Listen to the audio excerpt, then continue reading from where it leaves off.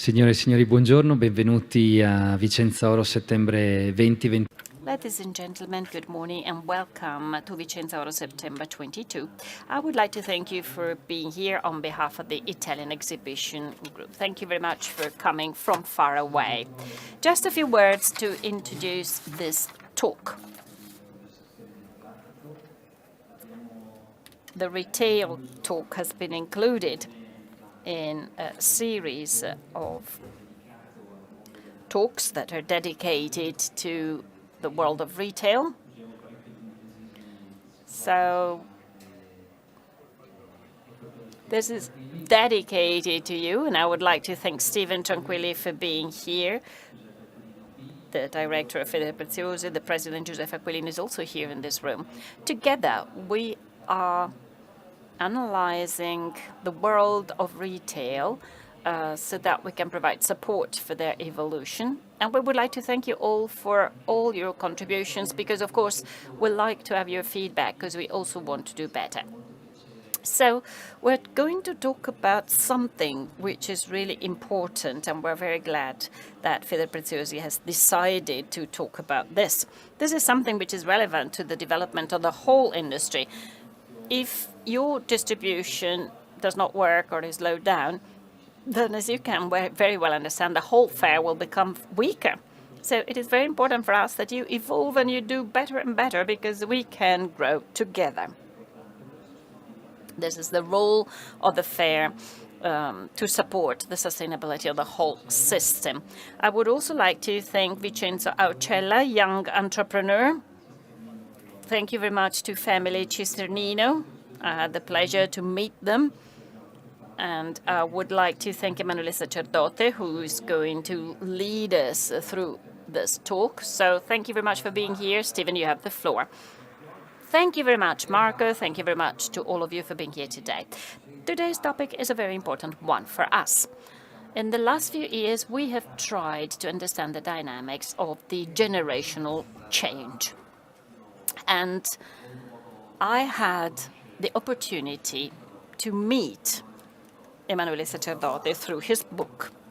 I spoke with Vicenzaoro September about him, who presented this project to the young people of his group, a project which I believe is very, very important, because the young people are our future. Vicenzaoro September is the third generation in his company, a company that was founded in 1930. And today he's going to talk as the president of the project of the young group of entrepreneurs of Federpreziosi Commercio.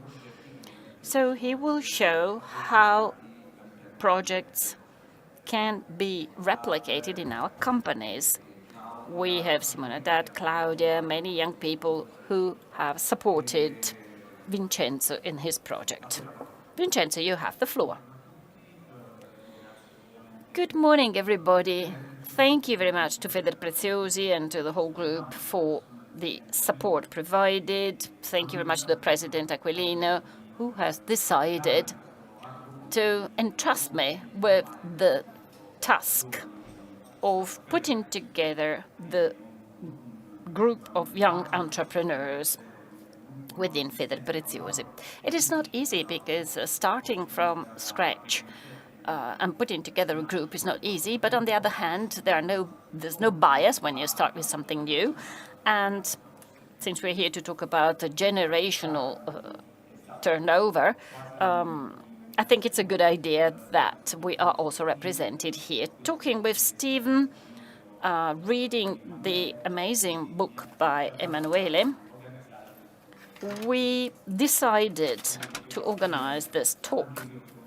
As Stephen told us before, I have a family company, just like most retailers in Italy, I believe.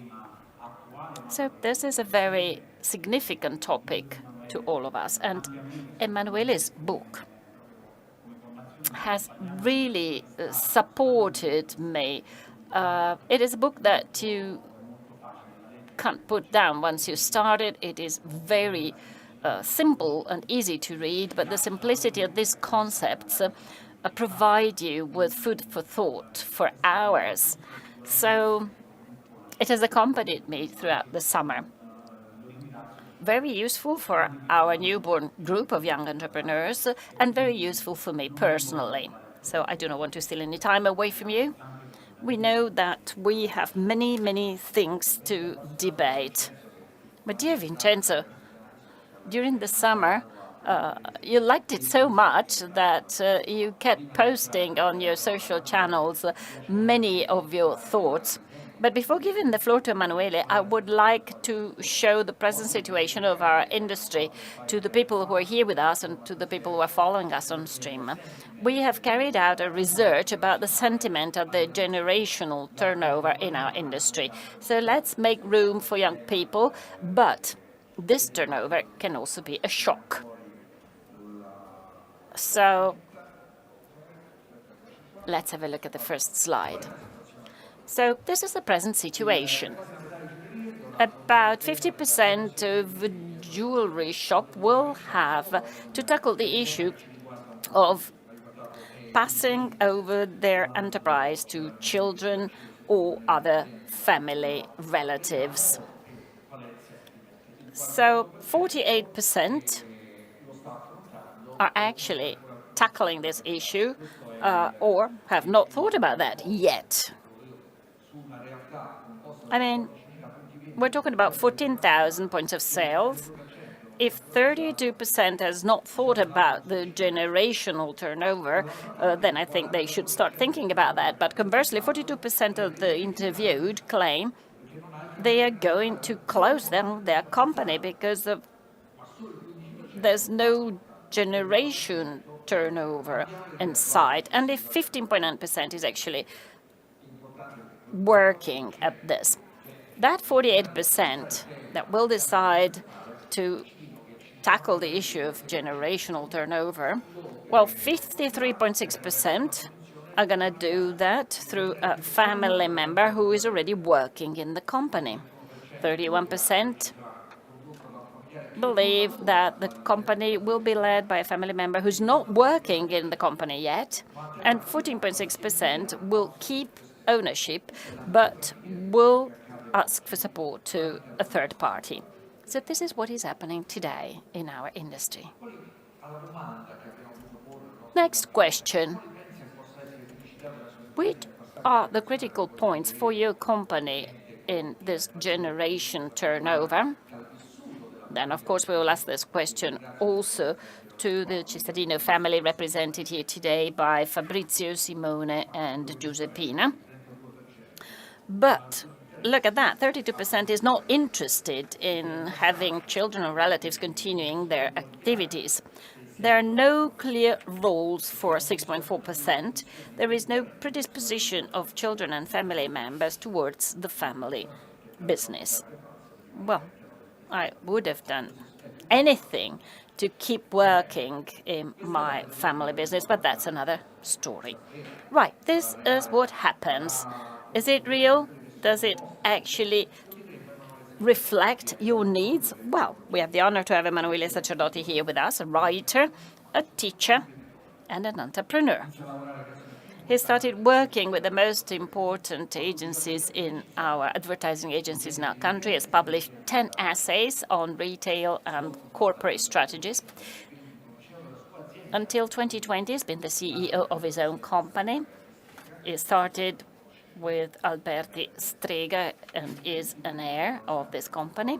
And the last company, Vincenzo mentioned before, is called the Future Heir, Il Futuro Erede. But after that, he has also written a book about retailering, retail, perspectives of the new retail in the future. So he's an expert in this topic. Right, let's make room for young people, Emanuele. Is that right? I don't know. So what is for you, dear Emanuele, the generational turnover? How would you define this topic today in companies like ours that are predominantly family-led? And in your opinion, in a company with a structure like ours, with a family, which are the most important steps? Good morning. everyone. Thank you very much for the invitation and for the kind words on my essays. You know, the subject of the passing to the future generation in the framework of a company is the most difficult issue. This is for a very precise reason. If you combine business and emotions and affections, things get terribly difficult. We have to be very careful when analyzing this problem. People tend to generalize, unfortunately. I will do some general comments myself, so I apologize for that if you have a family company. Simply speaking, when there is a change, a passing from one generation to the others, this is something unavoidable. A change will happen. We have 3 generations here, so we have a big time leap. When Mrs. Giusternino started working in the company, well, that was long ago, and she had an approach. Simone, indeed, has a different approach. So there is a change in the change. This is unavoidable, because if you want to give continuity to a company, you have to be able to manage change. On the contrary, the idea of having a sort of boat person ferrying the company to a new generation, you know, you have to know that it is a process which is composed of different phases and steps. Some might be formal, others are not. When you speak about families, you have to bear in mind that there might be clashes. All that glitters is not gold. Phases are processes. All in all, I think that since it's something which has to do with intimacy, that should start from a discovery. So the person, the first generation, handing over, is the one who has to be able to open the mind to change. That is a decision that you have to make every day. Men, when they shave in the morning, and women for other things. There is no sort of super accountant or super advisor. That is an intimate decision. So you are at the service of the company. It's like a drama. You should have a first act and then the overture. Then there is a turning point. People start talking to each other. They have to see whether the next generation is available to do sacrifices. Mrs. Giusternino is evidence of that. If you decide to work in the family company at the age of 20, then the years go by, and the fact that you decide to put yourself at the service of the family company for 58 years in my case. Don't mention years. This is unpolite. It's so many. Often so we speak about passion and talents. I would speak about tenacity. And Stephen says passion is the key word for our companies. Passion is what moves us, opening the company every day and being available to go out in the market. This is one of the reasons why we have a lot of things to say as an industry still. And the Giusternino family, well, it's a honor to have them here. During your long experience, since you followed many generational transitions, which are the most frequent mistake? You mentioned a piece of drama.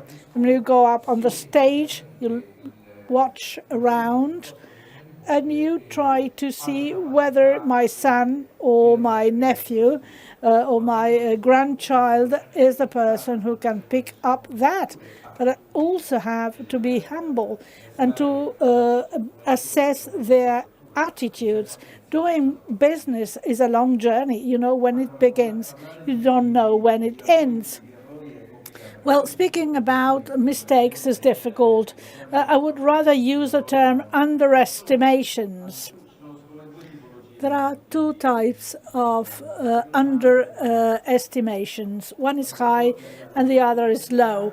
The high one is a sort of cognitive prejudice, cognitive bias. When you say, no, that will never happen to me, we have plenty of time, we postpone it over and over. And this is one of the issues.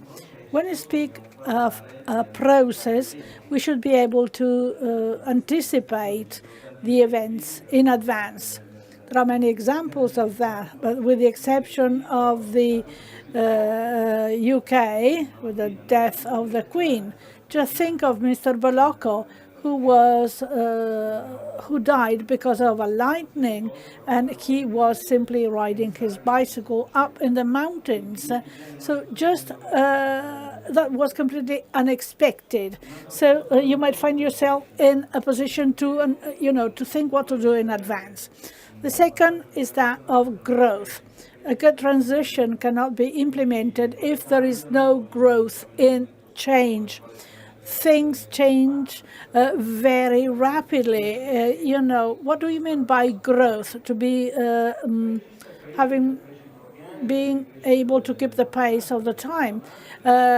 Growth in terms of staff, of profit, of production, intellectual growth, and the fact that the company should change along with the changing of times. There are other two operational underestimations. One is the relationship between the senior and the junior generation.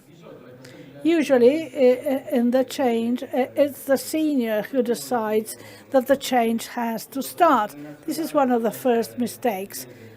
This change should be top to top, not top down. The generation which is a part of the change should talk and have a dialogue with the future generation taking charge. There are differences, there are diversities which are part of the future. So people should understand each other's. The most practical mistake is that of inclusion and training. There major problems emerge, including the person in the company and training. That's a key point. When the juniors are, identified in the family, there are 7 of them, 2 are selected, so they are included in the company. So that process implies training. That should be part of the whole process in a formal way. Often so, there is a bias. They say, well, you come to the company, start doing this and that.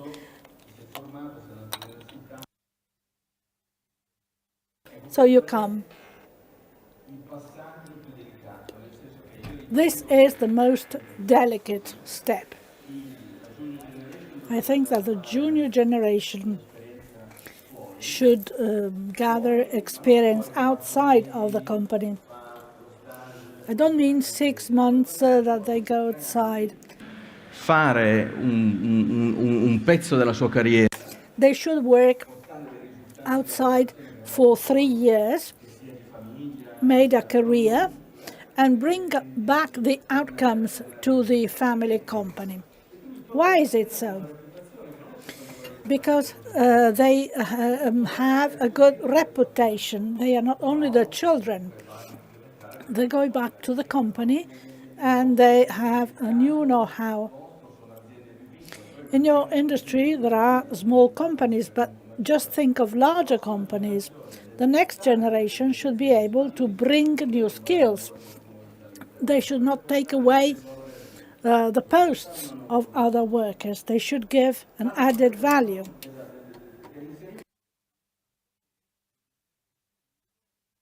Another point is that they should be included in the family structure. They should have a function. They should have tasks. Often so, when a person is newly included in the company, they might become the boss of the company in 10 years. So the next heir is the next boss of the company in a perfect, ideal world. So when I talk to people like Simone, I suppose that in 10 years' time, maybe more or less, I don't know, he will be the boss. And the person who has to be accountable. Yes. Thank you very much. I was asking what are the best approaches, but you already answered to that. Let's now involve the head of this family, of this beautiful company. 1954. Good morning, everyone. Thank you very much for inviting us as an example of a company which has reached its third generation. Yeah, you experienced that with Monia, who is Simone's mother, who is not here today. How could you involve them in this perfect mechanism? You were based in Lecce at the beginning, and then to Brindisi. You are going to celebrate the 70th anniversary. Indeed. To me, it was rather simple, simply because Fabrizio has loved and still loves this job. And we followed the route that you indicated. He went to work abroad, to work for 3 years and a half. He already spoke the language, so he went to Australia, where his brother lives. He's doing something completely different. And so he didn't like what we were doing. On the contrary, he went to Australia, so that was easing the process, indeed. And when he came back, I mean, receiving calls from Australia saying, "Why did you come back?" Men or women, I think both. That meant he worked very well, and he could have remained there. When he came back, he wanted to be, trained. He attended the GIA, achieving all the certificates available. And now, today, luckily enough, beyond being an expert gemologist, he's also able to release expertise for the court of Brindisi. So he has his own space. He also loves watches. That is a tradition we received from my husband, who was a watchmaker.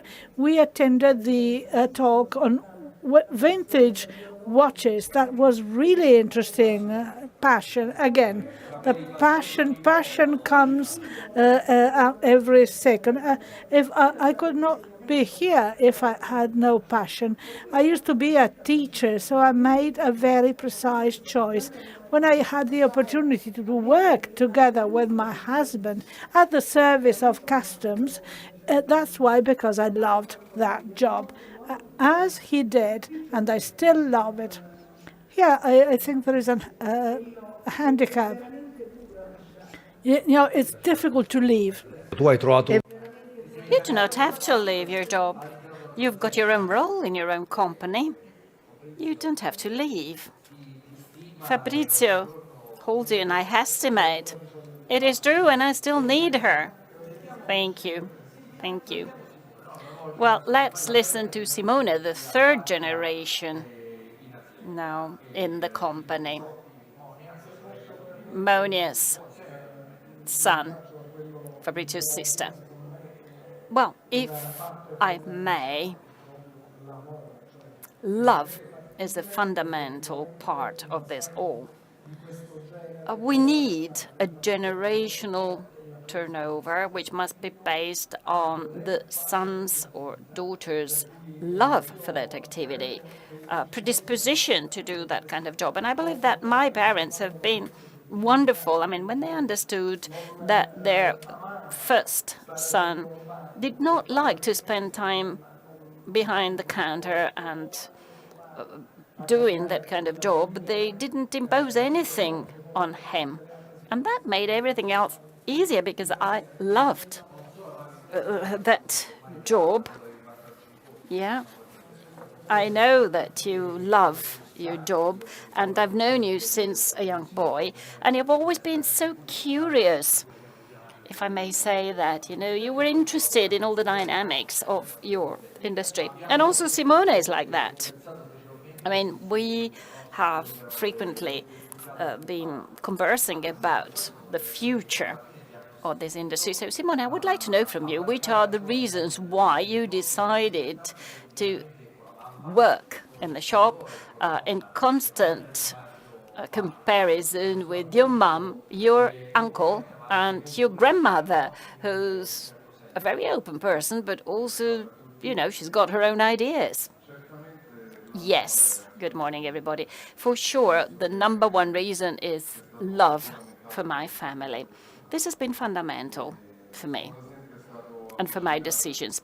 I have always been fascinated by my grandfather, the founder of the jewelry shop, and by this world, by his world. Grandpa has been very important in my life. He was loved and taken in high esteem, held in high esteem in his industry. I know that he's still guiding you in this amazing world, the world of jewelry. So I know that your uncle also focuses on watches. I would like to know, which is your favorite branch? Where can you express your attitudes best? I mean, I've seen you selling, and I know that you've got amazing skills in presenting products, especially to new generations. Sure. So you're the number one counterpart of all girls in Brindisi. Everybody knows that. Well, I predominantly focus on e-commerce. Online shopping is fundamental, right now especially, but in the future as well. However, my target is that of selling in the shop, because that's a world I love. Of course, my uncle, who is not only a gemologist, but is also a watchmaker, I'm sure that I will be able to learn a lot from him. Yes, there is a transfer, which is not only a change on paper, like Emanuele was telling us. It is a step-by-step process. And in the end, you learn by watching, by looking at what people do. And that experience abroad, or experience in other activities, has for sure trained you significantly. Yes, absolutely. Right, let's now have fun. Questions and answers now to all three of you. Which are your strengths and your weaknesses in your company? Strengths and weaknesses of your company. Our history is our strength.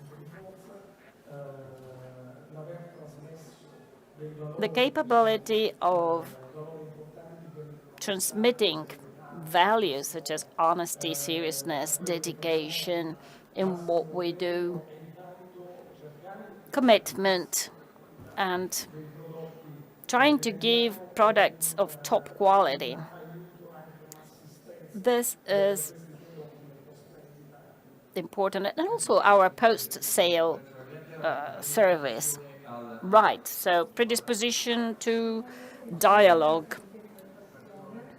passion, competence, professionalism, and curiosity for what is new. Of course, absolutely, a lot of curiosity.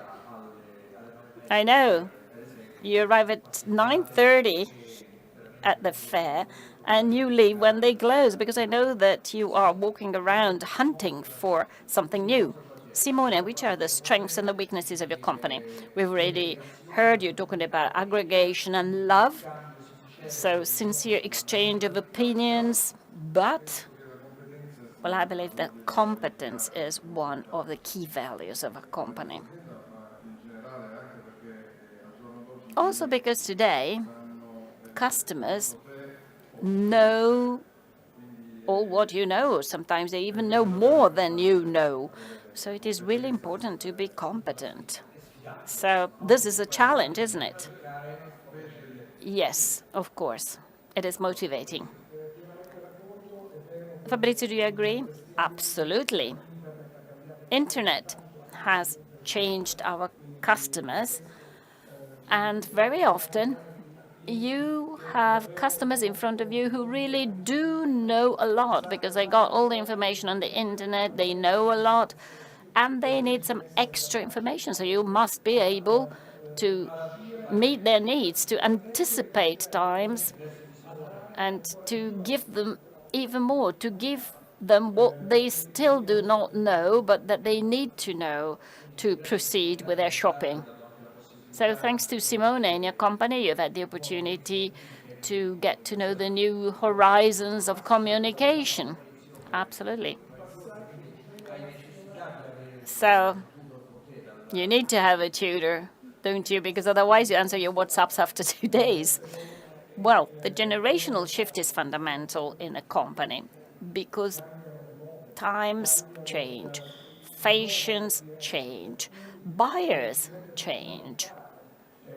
So it is fundamental to gradually have an update both of products and trends and fashions and means of communication. I mean, if you want to be online with the final customer and with the young people, then you need somebody young in your company, because you can't progress if a young person has to talk to an adult who may be too old to understand his or her needs. I believe that this is a fundamental step if you want to evolve.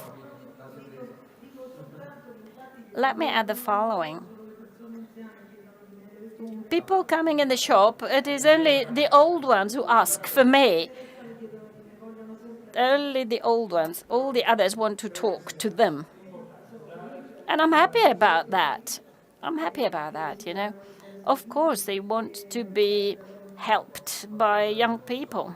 Well, when I came to your shop, correct me if I'm wrong, I think I read a text. Yes, the one that we have dedicated to my husband. He was no longer there when we reorganized our shop. So we thought that we wanted to recall him with that plate. So, I mean, all what we have managed to do in time is thanks to him. My husband has always been 30, 50 years ahead. What an entrepreneur. I've helped him, like every family does, you know. When you work together, when you love your job, of course, you support each other. But he has been the visionary. I mean, he was the mind, I was the arm. So he's always been the mind behind all what we have. And when he went, it was really a loss. And this is also the reason for the success of the generational shift. It is true, our father truly was thinking forward and thought about the generational shift from the very beginning, ever since we were born. He has understood the issue, and he has tried to identify in each one of his children the possible roles and the possible attitudes. So he was really able to send us abroad. I mean, when I was 7, I used to spend 1 month in Great Britain in an English family when I was 7. And this was my father's desire. He wanted us to learn a new language, to learn to adapt to new situations. So he has been really forward-thinking and far-sighted. And thanks to all those experiences, I had the opportunity to go and work in Australia for years, many more than the 3 years my mum mentioned. Yes, time flies, Fabrizio. She doesn't remember, but I really spent much longer in Australia. And at a given point in time, I thought I would never go back because I was doing fine. But it was thanks to my father, who found a very special way to get me back. But due to time reasons, I'm not going to tell you how. I mean, he was able to come and get me. And he said, look, I've sent you here, but I would be so glad if you came back. Why don't you come and work with us for a couple of years? And then, of course, I understood that I was missing my parents, and I went back to my roots. My father remained in Australia. Adriano is still doing fine there, But, I mean, my father managed to perceive, managed to hand things over to me, and allowed me to guide all the machinery, even though I made a few small mistakes. But it is not easy to let your children, so to say, drive your car. And I'm in the shop, of course. Well, I love your chameleon attitude, adapting to the different needs. Emanuele, I mean, we have many families here, Baraya from Palermo, Bartuca, Marco, who's trying to pass everything down to his children. I mean, we've got many examples here, but do you find any weaknesses in the Cisternino family, or would you have any recommendation for them for any change?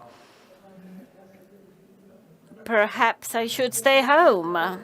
That's what is going to say. Of course not. I mean, I believe that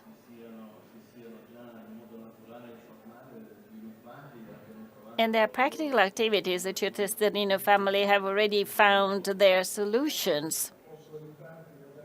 Maybe I can help you with the answer. I mean, the difference and the difficulties I see and perceive in the new generations. And, my father really started from scratch. He's a self-made man. So in the new generations, I see something different. I mean, my father, due to his past, paid attention to every single detail. And he was hungry. And maybe generation after generation, that hunger has gone lost. It's a natural evolution. And I believe that that is the only thing that we need to manage. And we have to ask ourselves. And we need to stay hungry, Sure. So you have to pay attention to details. But of course, I know that you follow Simone and you are training him in the most appropriate way. Sure, this is one of the points that people ask me to analyze. It is the concept of comfort zone, and they ask me, is the next generation ready? Are they ready to be committed? Well, they should not spend too much time in the comfort zone. I agree. Exactly. So we need to remember what has happened. I mean, in complicated situations, you have to risk and you have to throw your children in the water in the hope that they will start swimming, because you learn through your mistakes. So you should not be retired. You should just make a step backwards. Yeah, maybe launch the floating raft if they need it. Yes, but not immediately let them make their own experience. They need to learn from their mistakes. I'm sure you've made many mistakes and you've learned from your mistakes. And he has to make his mistakes to learn.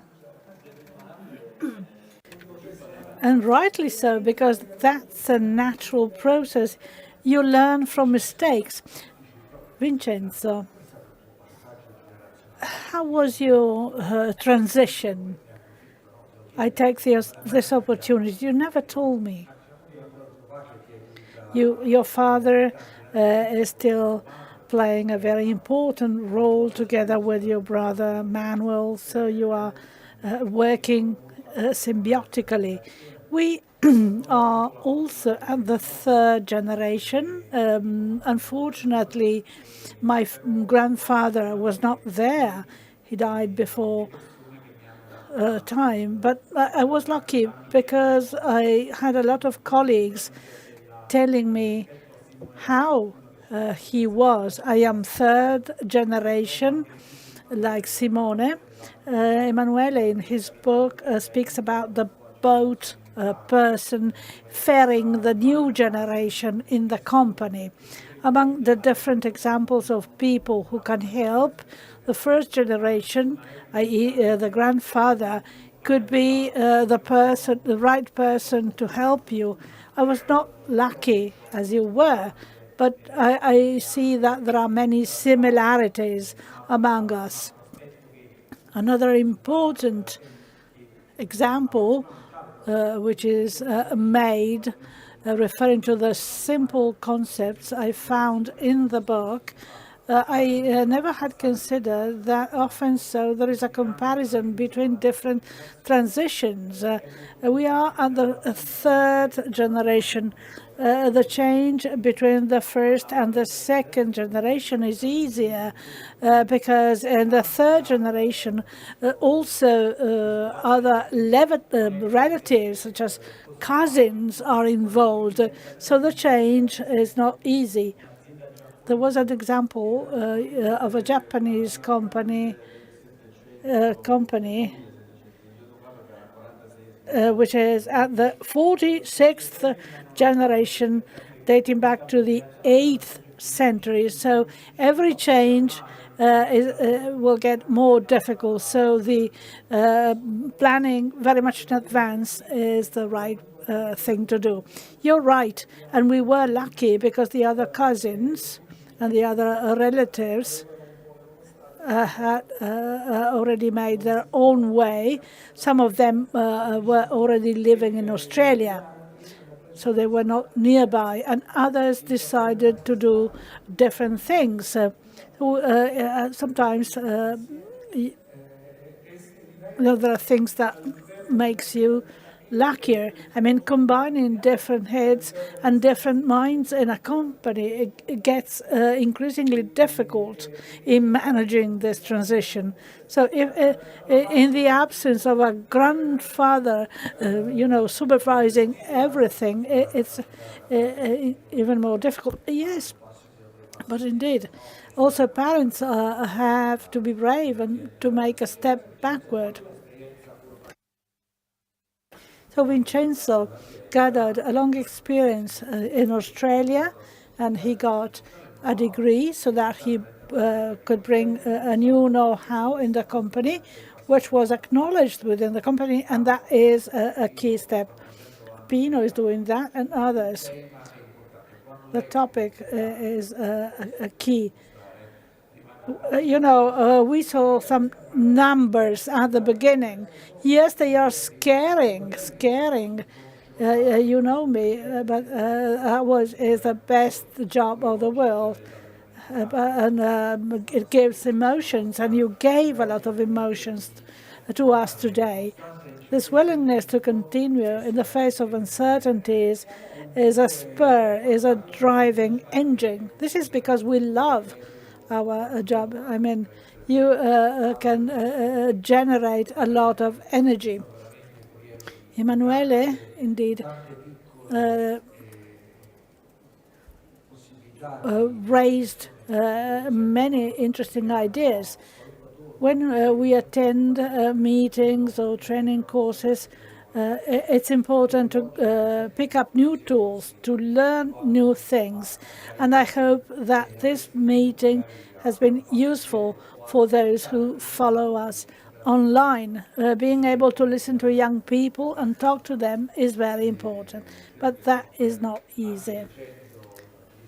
As I congratulate Emanuele for this wonderful book, which has been the common thread of this discussion.